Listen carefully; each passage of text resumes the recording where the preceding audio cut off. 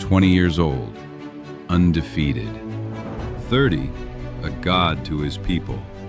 32, dead, alone, poisoned, perhaps, by the very men who once swore loyalty. They called him Alexander the Great, but greatness always comes with a price. He conquered nations faster than anyone in history, but in the end, it wasn't an army that destroyed him. It was ambition. It was betrayal. It was himself. Today, we uncover how the boy who became a god died like a mortal. He was born in a kingdom torn by war, Macedon, a land where power was carved by the sword and kept by fear. His father, King Philip II, was a warrior, a conqueror, a man who united Greece under one banner.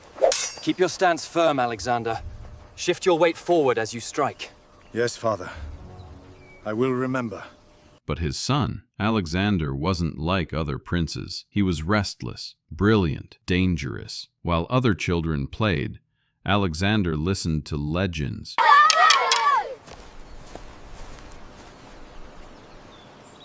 He studied under Aristotle, yes, the Aristotle, who filled his mind with philosophy, logic, and the belief that destiny wasn't inherited, it was earned. But the world around him didn't care for ideals, it cared for blood.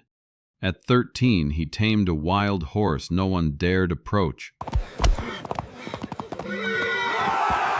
When his father saw it, he said, "My son, seek a kingdom worthy of you. For Macedon is too small." And Alexander would. He would seek the world itself. But before he could rise, the world would take something from him first. Because on one fateful day, his father was murdered. No one knows who did it. Some say his mother ordered it. Some whisper Alexander himself knew. All we know is, by nightfall, the boy became king. At 20, he was ready to finish what his father started, the invasion of Persia. He crossed the Hellespont with 40,000 men, not an army, but a brotherhood who believed in one thing, him. And on the plains of Granicus, Issus, Hardcore, and Gaugamela, he did the impossible. He faced armies twice his size and shattered them. They say when Alexander charged, he didn't command from the back. He led from the front. He didn't just conquer Persia. He annihilated it. He stormed through cities like fire through dry grass. Babylon,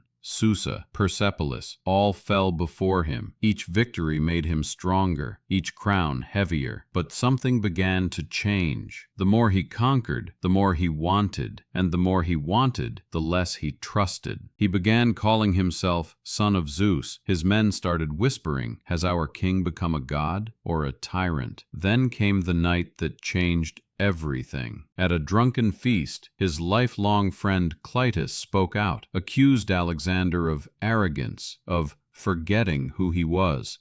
"You've become what you swore you'd never be." Alexander's eyes turned dark. In one swift motion, he grabbed a spear and drove it through his friend's heart. The hall fell quiet, and for the first time, Alexander saw the monster inside him.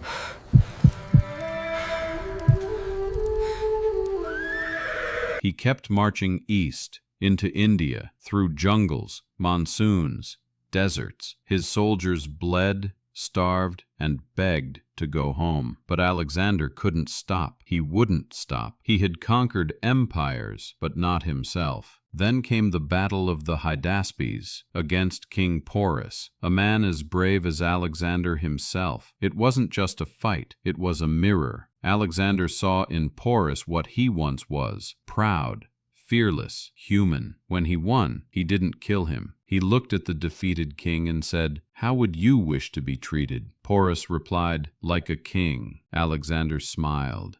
So be it. But that mercy came too late to save his soul. His men refused to march further. The dream was over. He turned back, not as a god, but as a man, exhausted by his own legend. And in Babylon, the city he once conquered, Alexander fell ill. It is finished. My empire. Some say fever, some say poison, Some say the gods finally took what he stole.